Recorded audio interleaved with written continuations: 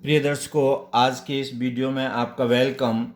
आज हम बहुत ही इंटरेस्टिंग प्रॉब्लम लेकर के आपके सामने आए हैं। तो आज की प्रॉब्लम है, आपका क्वेश्चन है if s equal to summation n equal to 0 to infinite n factorial upon 2n plus 1 factorial, find s। हमें s की वैल्यू निकालनी है। s इक्वल टू आपको ये गिवन है समेशन। तो यहाँ पर n आपका 0, 1, 2, 3, 4, 5 अप टू इन्फाइनाइट है। तो आपका n 0 है और पॉजिटिव इंटीजर है। तो इसको हम सॉल्व करते हैं। सॉल्यूशन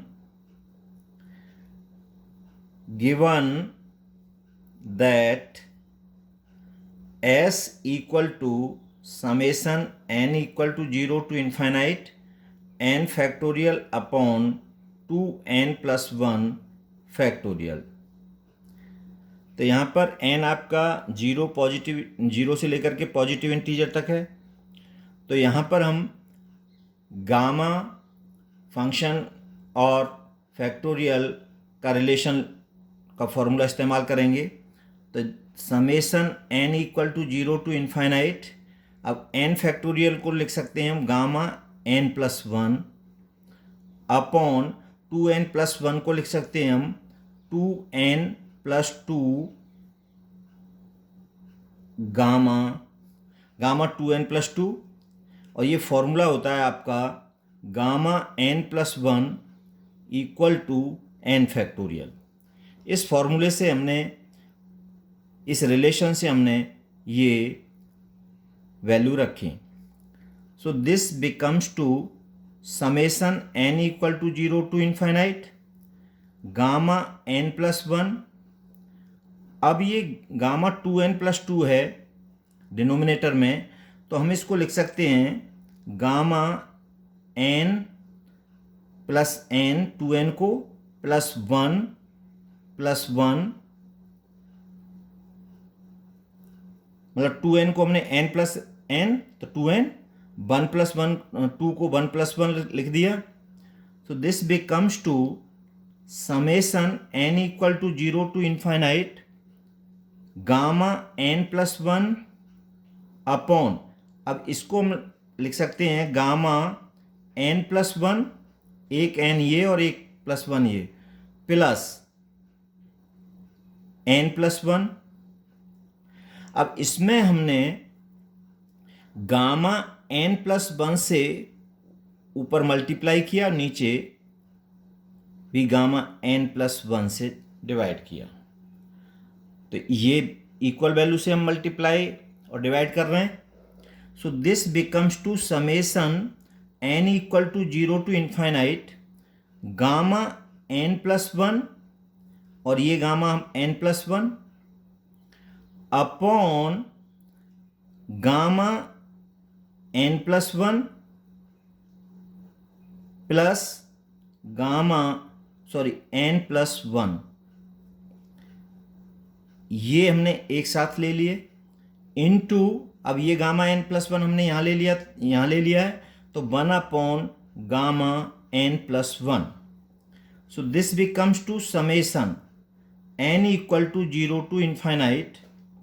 अब ये बीटा फंक्शन और गामा फंक्शन का एक रिलेशन होता है, और वो रिलेशन है ये beta m n equal to gamma n upon gamma m plus n। ये रिलेशन होता है। इस रिलेशन का हम जब इस्तेमाल करते हैं तो यहाँ पर ये वैल्यू हमारी इक्वल होगी बीटा n प्लस 1, m की जगह पर भी n प्लस 1 और n प्लस 1, इसको हम लिख सकते हैं beta n plus 1 n plus 1 इस रिलेशन के आधार पर into 1 upon gamma n plus 1। So this equal to summation n equal to 0 to infinite, और बीटा फंक्शन की डेफिनेशन से हम इसको लिख सकते हैं कि 0 टू 1 इंटीग्रेशन 0 टू 1 x की power n plus 1 minus 1 into 1 minus x की power n plus 1 minus 1 dx। Beta function की जो डेफिनेशन होती है as beta m n equal to integration 0 to 1 x की पावर m 1 माइनस एक्स की power n minus 1 dx। ये beta function की definition होती है। यहाँ पर m और n की वैल्यू बराबर हैं, तो हमने यहाँ पर इस फॉर्मूले के अकॉर्डिंग हमने ये वैल्यू पुट कर दी। Into 1 upon gamma n plus 1। Simplify किया हमने इसको, summation n equal to 0 to infinite integration 0 to 1, ये 1 प्लस का ये माइनस का, तो x की पावर n, और ये इंटू 1 माइनस एक्स की power n dx into 1 upon gamma n plus 1।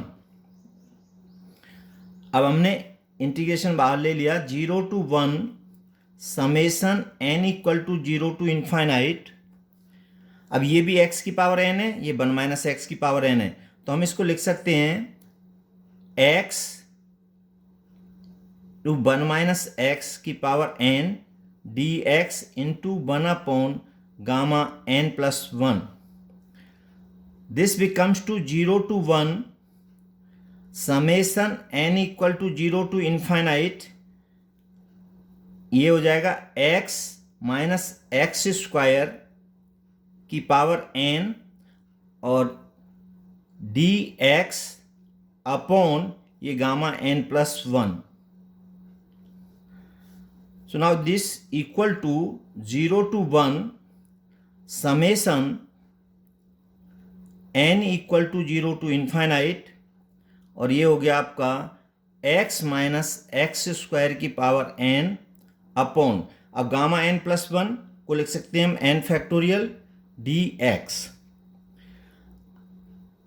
0 to 1, अब ये वैल्यू आपकी n इक्वल टू 0 रखें तो ये हो जाएगा 1, नेक्स्ट टर्म आएगा plus x minus x square upon 1 factorial plus, तो इस तरह से अगर हम इसकी वैल्यू को देखेंगे तो ये एक्सपेंशन होगा e to the power x minus x square dx का। अब इसको लिख सकते हैं हम 0 to 1 e to the power minus x square minus x dx। Minus हमने इसमें से कॉमन ले लिया, so this is equal to 0 to 1 e to the power, अब e to the power minus x square minus x को हम लिख सकते हैं माइनस एक्स माइनस 1 अपॉन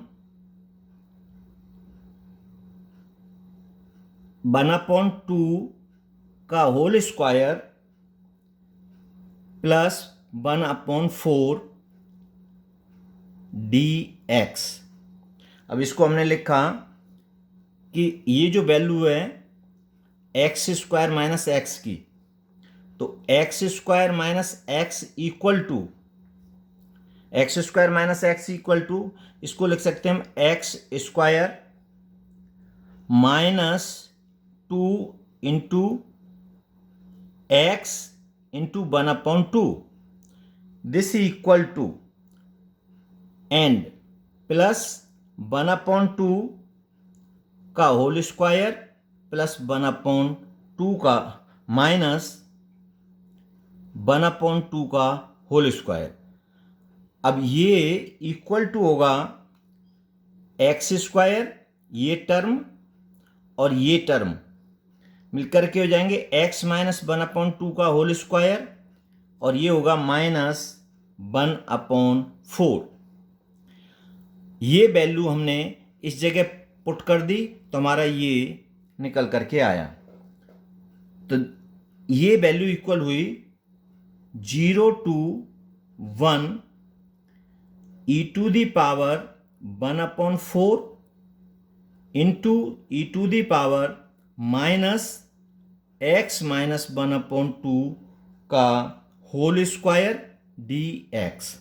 अब ये e to the power 1/4 constant value है, तो दिस इक्वल टू, बाहर ले लिया हमने इसको, e to the power 1/4 0 to 1 e to the power -(x-1/2) का whole square dx।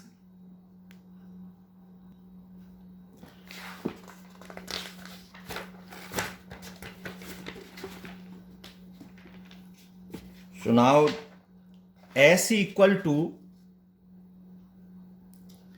e to the power 1/4 integration 0 to 1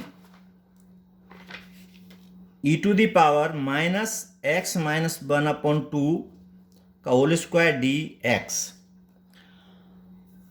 अब इसमें हमने put x-1/2 equal to t, so dx equal to dt, और लिमिट इसकी चेंज हो जाएगी कि जहां x इक्वल टू 0 है, एट x इक्वल टू 0 तो t इक्वल टू -1/2, और x इक्वल टू 1 तो t इक्वल टू 1/2। ये सब्सटीट्यूशन हमने इसमें किया तो ये वैल्यू हो जाएगी आपकी e to the power 1/4 integration -1/2 to 1/2, और e to the power -(x-1/2) की जगह हमने क्या लिया t, तो ये हो जाएगा e to the power -t², और dx की जगह पर है ये dt। So this becomes to e to the power 1/4 अब equal to 2 into 0 to 1/2 e to the power -t² dt।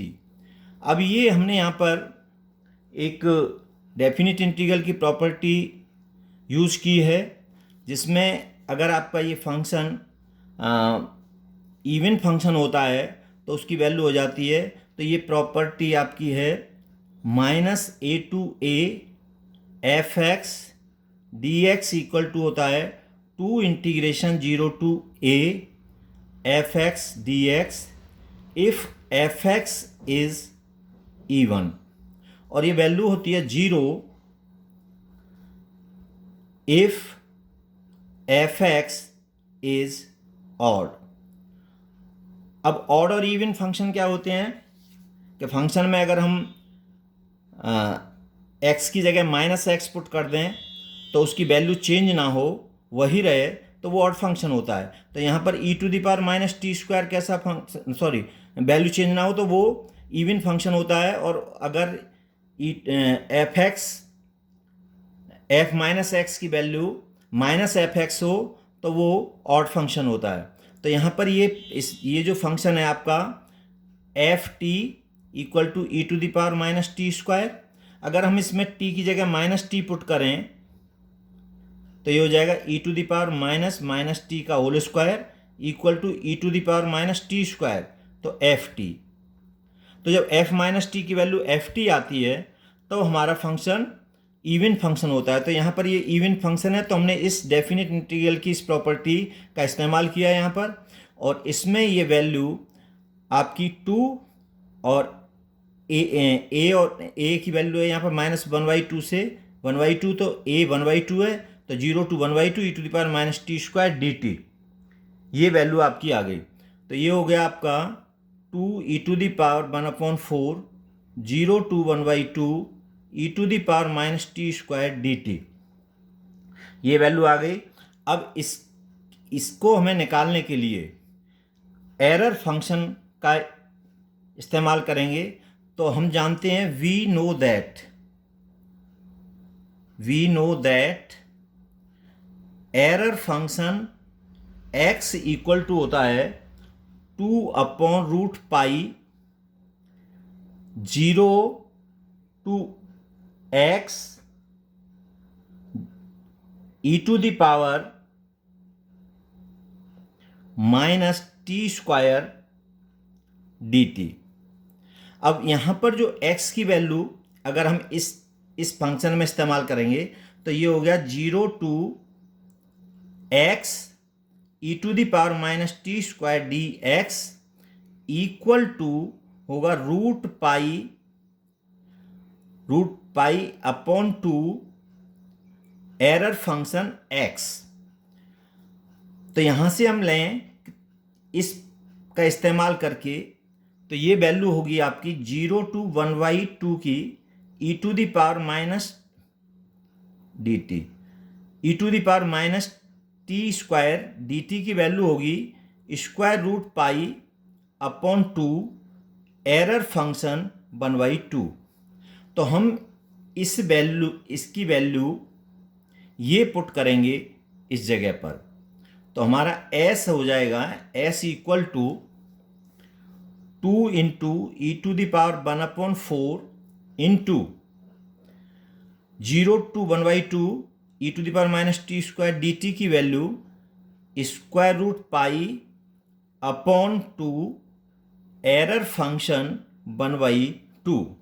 तो 2 से ये 2 कैंसल, तो ये वैल्यू हो गई square root pi into E to the power 1/4 error function of 1/2। तो ये इसकी s की वैल्यू कैलकुलेट होकर के आई। तो ये हमारा यहाँ पर बहुत ही इंटरेस्टिंग प्रॉब्लम है ये, और इसकी ये वैल्यू आई। तो यहाँ पर आज के प्रॉब्लम का सॉल्यूशन यहीं ख़त्म होता है, और नेक्स्ट वीडियो में आपके लिए और इंटरेस्टिंग प्रॉब्लम लेकर के आएंगे। आपसे मेरी गुजारिश है कि आप इस चैनल को सब्सक्राइब करें, इसके बेल आइकन को दबाएं, और आप इसको शेयर करें ज़्यादा से ज़्यादा, जिससे ज़्यादा से ज़्यादा लोग इस वीडियो को देख सकें। Thank you.